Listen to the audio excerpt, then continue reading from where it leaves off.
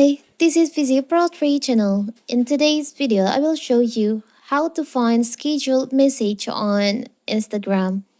Before you get started, don't forget to subscribe and turn on the notification to keep you updated about this channel. So let's go. Instagram, a popular social media platform, is testing a new feature that will allow users to schedule message.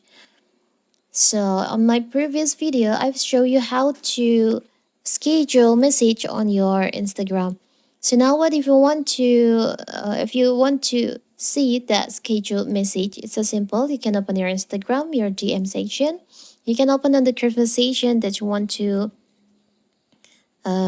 see. Maybe I will create the scheduled message like this first. And where you can find it, you can find it here. Here's your scheduled message. You have one scheduled message. If you want to see, you can just tap on that. And here's your scheduled message on Instagram. So simple, right? So that is how to find scheduled message on Instagram.